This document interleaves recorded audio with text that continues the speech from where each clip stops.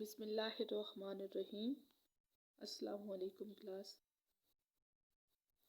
Dubai international public school and college Mansehra, مضمون اسلامیات، class first year. Book میں ہمارے پاس پیج نمبر 85 ہے اور آج کا ہمارا ٹاپک ہے کسب حلال۔ پہلے تو کسب حلال کے معنی کو سمجھ لیتے ہیں۔ کسب کہتے ہیں کمانے کو، اور حلال کے کیا معنی ہیں؟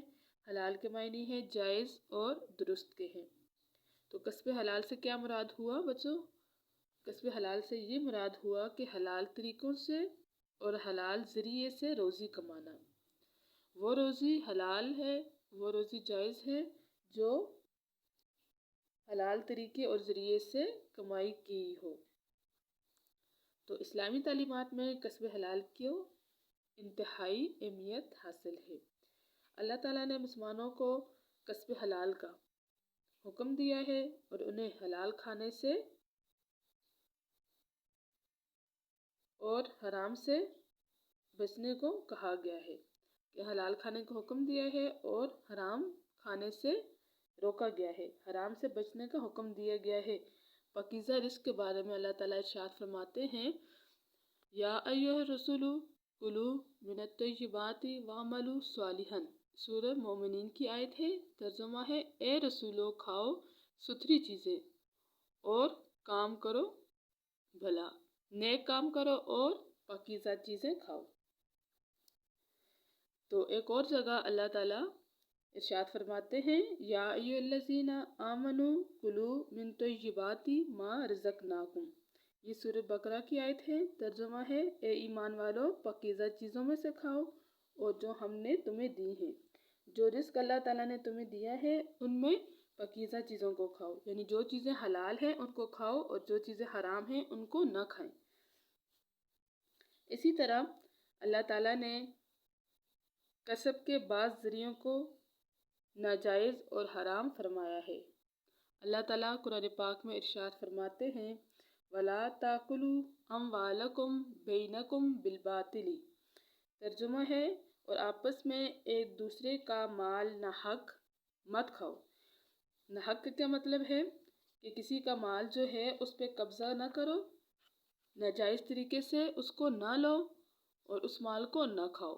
یعنی کسی کا مال چوری کر کے نہ کھاؤ، کسی کے مال پر ظلم و زیادتی کر کے اس سے مال چھین کر نہ لو، کسی کا حق نہ مارو، ناجائز طریقے سے مال لے کر اس کو نہ کھاؤ۔ تو اسی طرح مال کی فروخت میں اسے کم تولنا یا کم ناپنا اللہ تعالیٰ کے غضب کو دعوت دیتا ہے۔ تو ایسے لوگوں کے لیے بھی جہنم کی ایک وادی محسوس کی گئی ہے جس کا نام ویل ہے۔ تو اللہ تعالیٰ قرآن پاک میں ایک اور جگہ ارشاد فرماتے ہیں کہ اللہ تعالیٰ کا حکم ہے کہ اپنے ہاتھوں کی محنت سے کماؤ اور جو حلال رزق کھائے گا اس کے اندر نور بن کر دوڑے گا۔ جو رزق حلال کمائے گا اور اس کو کھائے گا تو وہ رزق اس کے اندر نور بن کر دوڑے گا۔ نور کا کیا مطلب ہے؟ یعنی اس کے اندر جو ہے وہ خیر و برکت کا ذریعہ بنے گا، اس سے اس کو کوئی بھی نقصان نہیں ہوگا، اس کے مال میں بھی برکت ہوگی۔ اللہ تعالیٰ قرآن پاک میں ارشاد فرماتے ہیں، یا ایھا الذین آمنوا کلوا من طیبات ما رزقناکم۔ یہ سورہ بقرہ کی آیت ہے، ترجمہ ہے اے ایمان والو کھاؤ پاکیزہ چیزیں جو روزی ہم نے تم کو دی ہے۔ جو اللہ تعالیٰ نے روزی دی ہے اس میں کو کھاؤ۔ کون سی چیزیں؟ جو اللہ تعالیٰ نے جائز اور حلال قرار دی ہیں، حرام چیزوں کو نہ کھائیں۔ تو اسلام میں عبادات اور معاملات کے ضمن میں کسب حلال کو بے حد اہمیت حاصل ہے۔ اس لیے عبادات کی مقبولیت کے لیے جو ہماری عبادتیں ہیں ان کے قبول ہونے کے لیے کسب حلال کو، حلال ذریعے سے روزی کمانے کو لازمی شرط قرار دیا گیا ہے۔ تو اللہ تعالیٰ قرآن پاک میں ارشاد فرماتے ہیں، وَلَا تَأْكُلُوا أَمْوَالَكُمْ بَيْنَكُمْ بِالْبَاطِلِ۔ اور نہ کھاؤ مال ایک دوسرے کا آپس میں ناحق۔ تو नाहक माल किस तरह, यानी एक बच्चा है वो यतीम हो गया है, वो किसी के घर रह रहा है, कोई उसकी किफ़ालत कर रहा है, फिर उसका जो बच्चे के अगर उससे कोई रकम वगैरह या कोई माल या ज़मीन वगैरह या जायदाद वगैरह उसके नाम पर है, तो वो जिनके घर रह रहे हैं, जो उनकी किफ़ालत कर रहे हैं, वो उनका माल खा रहे हैं, तो वो नाजायज़ तरीके से, नाजायज़ ज़रिए से वो उसका माल खा रहे हैं। हक तो ये है कि बच्चे के बालग होने पर उसको उसकी रकम जो है उसको वापस कर दी जाए, उसकी जायदाद वगैरह जो है उस बच्चे को बालग होने पर उसको वापस की जाए, उसका नाहक माल जो है वो न खाया जाए। तो ये तो आयत मुबारक की रोशनी में कस्ब हलाल के बारे में पढ़ा। अब मैं आपको यहाँ पे हदीस मुबारक की रोशनी में कस्ब हलाल के बारे में बताती हूँ कि एक जगह नबी करीम सल्लल्लाहु अलैहि वसल्लम ने फरमाया कि सबसे बेहतरीन कमाई वो है जो इंसान अपने हाथों से कमा कर खाता है। एक और हदीस मुबारक आपको बताती चलूँ कि नबी करीम सल्लल्लाहु अलैहि वसल्लम ने फरमाया कि जो शख्स हराम खाता हो, नहीं उस शख्स का खाना भी हराम हो और उसका लिबास भी हराम हो, हराम ज़रिए से वो रोज़ी कमाता हो, वो परागंदा बालों वाला और फटे हुलिये में फटे हुए कपड़े पहने हुए वो अल्लाह ताला को पुकारे, या रब कहे, फिर भी उसकी दुआएं कबूल नहीं होती। परागंदा बालों से क्या मुराद है, यानी गर्द व अबार उसके बालों पे है, बिखरे हुए उसके बाल भी हैं और फटे पुराने उसने कपड़े भी पहने हुए हैं। फिर वो अल्लाह ताला को पुकार के कह रहा है, या रब मेरी दुआ कबूल कर, फिर उसकी दुआएं कबूल नहीं होती। क्या वजह है कि उसकी दुआ कबूल नहीं होती? वजह ये है कि उस शख्स का जो खाना था वो भी हराम था, वो हराम से रोज़ी भी कमाता था। इस वजह से हराम के कमाई की वजह से और हराम खाने की वजह से अल्लाह ताला उसकी दुआएं भी कबूल नहीं करता। तो नबी करीम सल्लल्लाहु अलैहि वसल्लम ने हलाल तरीके से रोज़ी कमाना हर मुसलमान पर फ़र्ज़ करार दिया है। नबी करीम सल्लल्लाहु अलैहि वसल्लम ने कस्ब हलाल की फजीलत को बयान करते हुए फरमाया, कोई अपनी रस्सी लेकर पहाड़ पर चला जाए, लकड़ी का बोझ अपने पीठ पर लाद कर ले आए और इसके नतीजे में अल्लाह ताला से रोज़ी दे, तो ये उसके लिए बेहतर है बजाय इसके कि वो लोगों के आगे हाथ फैलाए और लोगों की मर्जी कि उसे दे या न दे। तो इस हदीस मुबारक से हमें ये पता चलता है कि दर दर लोगों के पास जाकर उनके आगे हाथ फैलाकर मांगने से बेहतर है कि वो खुद जो है अपने हाथों से रोज़ी कमाए।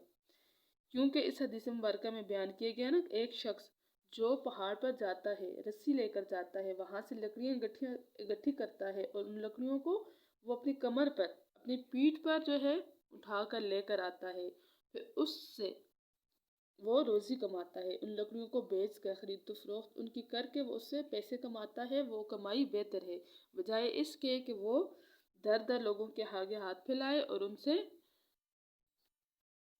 रकम मांगे और अब लोगों की मर्जी वो उनको आगे से रकम अता करे या ना करे। तो इसलिए हलाल कमाई जो है उसको अफसल करार दिया है और हलाल कमाना, रोज़ी कमाना जो है हर मुसलमान पर फ़र्ज करार दिया है। आई होप बच्चों आपको कस्ब हलाल के बारे में कुरान मजीद की रोशनी में भी समझ आ गई होगी और हदीस मुबारक की रोशनी में भी समझ आ गई होगी।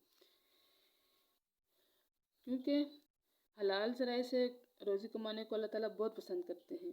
यहाँ तक कि कुरान पाक में अल्लाह ताला ने नमाज जुम्मा की अदायगी के बाद भी लोगों को हलाल रोज़ी की तलाश का हुक्म दिया है और इस रिज़्क़ को तलाश करने को अफसल करार दिया है। अल्लाह ताला इरशाद फरमाते हैं, सूरह जुम्मा की आयत में है, फ़इज़ा कुदियतिस सलातु फंतशिरू फिल अर्दी वब्तगू मिन फदलिल्लाहि। तर्जुमा है कि फिर जब नमाज जुम्मा हो जाए तो अल्लाह ताला के फजल, रिज़्क़ हलाल की तलाश में ज़मीन में फैल जाओ। तो जिस माशरे में नाजायज़ ज़राए आमदनी यानी नाइंसाफ़ी, बददियानती, रिश्वत सतानी, सुदखोरी, चोरी, डाका ज़नी, ذخیرہ اندوزی، فریب دہی اور سٹے بازی کا رواج عام ہو جائے تو اس معاشرے کی کشتی تباہی کے گرد تو اس معاشرے کی جو کشتی ہے تباہی کے گرداب میں پھنس کر رہ جاتی ہے۔ تو حلال ذرائع میں نئی نیتیں کے ساتھ حلال چیزوں کے کاروبار، مثلاً کھیتی باڑی، زمینی پیداوار، صنعت و حرفت، حلال طریقے سے حلال جانور کا شکار، تعلیم و تدریس، نوکری اور اسی طرح جائیداد وغیرہ سب شامل ہیں، جبکہ چوری، رشوت، حرام جانوروں کا شکار، ان کی خرید و فروخت، شراب، منشیات کا کاروبار اور سود کا کاروبار وغیرہ شامل ہیں۔ تو اللہ تعالیٰ نے دھوکہ دہی، رشوت اور ظلم و زیادتی کے ذریعے حاصل کی ہوئی آمدنی کو حرام قرار دیا ہے۔ تو اسی طرح تمام جائز آمدنی بھی حرام ہو جاتی ہے اگر اس میں بے ایمانی اور ناجائز منافع، ملاوٹ، کم تولنا اور جھوٹی قسم کھانا، ذخیرہ اندوزی، عیبدار چیزیں بیچنا اور نمود و نمائش کے لیے کی گئی کمائی شامل ہے۔ اور ناجائز ذرائع کے اختیار کرنے والوں کو جہنم کی خبر دیتا ہے۔ نبی کریم صلی اللہ علیہ وسلم کا ارشاد مبارک ہے، حرام رزق پر پلنے والے جسم کو جہنم ہی کا ایندھن بننا چاہیے۔ تو حدیث مبارکہ سے بھی ثابت یہ ہوتا ہے کہ وہ اس کا جسم کیا ہوگا، جہنم کا ایندھن ہوگا، جہنم کی آگ بن جائے گا۔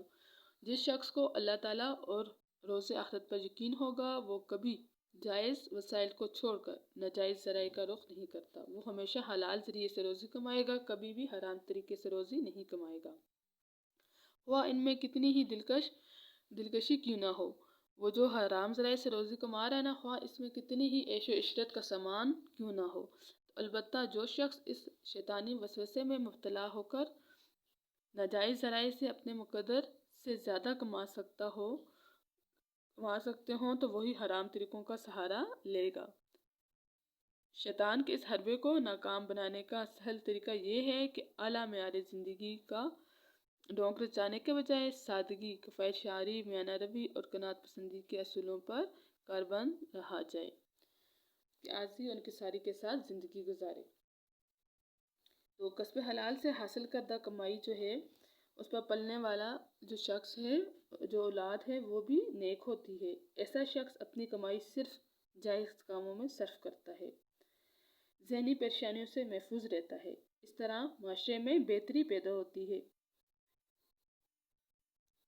تو اس کے برعکس حرام کمانے والے کا دل پتھر کا ہو جاتا ہے، وہ اللہ تعالیٰ کے راستے سے دور چلا جاتا ہے، معاشرہ جو ہے فساد کا شکار ہوتا ہے، معاشرہ دو طبقوں میں بڑھ جاتا ہے، امیر طبقے میں اور غریب طبقے میں۔ تو اس زمن میں اللہ تعالیٰ اور رسول صلی اللہ علیہ وسلم کے ارشادات کو پیش نظر رکھ کر اللہ تعالیٰ کی رضا حاصل کرنی چاہیے، اسی ذریعے سے ہم دنیا میں عزت دار اور پسندیدہ کہلائے جا سکتے ہیں۔ تو تمام انبیاء کرام نے کسب حلال کر کے اپنی زندگی بسر کی ہے۔ حضرت آدم علیہ السلام نے کھیتی باڑی کی، حضرت نوح علیہ السلام نے بڑائی کا کام کیا، حضرت ادریس علیہ السلام نے کپڑے سی کر روزی کمائی، یعنی درزی کا کام کرتے تھے ادریس علیہ السلام۔ تو ہمارے نبی صلی اللہ علیہ وآلہ وسلم نے بکریاں چرائیں اور تجارت کی۔ اسی طرح اللہ تعالیٰ کے تمام نبیوں نے حلال کما کر اپنی امت کو کسب حلال کی تعلیم دی ہے۔ اس لیے حلال کمانا جو ہے وہ جائز بھی ہے اور فضیلت والا عمل بھی ہے۔ فرسٹ ایئر کسب حلال والا ٹاپک کمپلیٹ ہو چکا ہے۔ اب نیکسٹ ٹاپک ہمارے پاس ہے ایثار۔ ایثار کے معنی کو سمجھتے ہیں۔ ایثار کا لغوی معنی کیا ہے؟ یعنی قربان کر دینا، نچھاور کر دینا۔ ایثار کے لغوی مفہوم یہ ہے کہ اپنی ضرورت پر دوسرے کی ضرورت کو ترجیح دینا۔ اپنے آپ کو ایک چیز کی ضرورت ہے تو اسی چیز کی دوسرے انسان کو بھی ضرورت ہے، مگر اپنے آپ کو نظر انداز کر کے وہ چیز دوسرے ضرورت مند کو دے دیتے ہیں اور خود تکلیف اور سختی اٹھا کر دوسرے کو آرام اور خوشی پہنچاتے ہیں۔ تو یہ طرز عمل ایثار کا عملی نمونہ ہے اور یہ صرف صحابہ کرام میں بھی پائی جاتی ہے۔ تو دنیا پرستی اگر انسان کو خود غرضی اور مفاد پرستی سکھاتی ہے تو دینداری اس میں جذبہ ایثار پیدا کرتی ہے، قربانی کا جذبہ پیدا کرتی ہے۔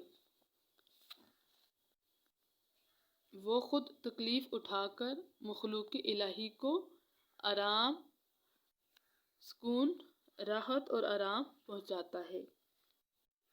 اس کا عمل اللہ تعالیٰ کی بارگاہ میں شرف قبولیت پائے گا اور اخروی نعمتوں کے حصول کا سبب بنے گا، آخرت میں اللہ تعالیٰ کے انعامات حاصل کرنے کا سبب بنے گا۔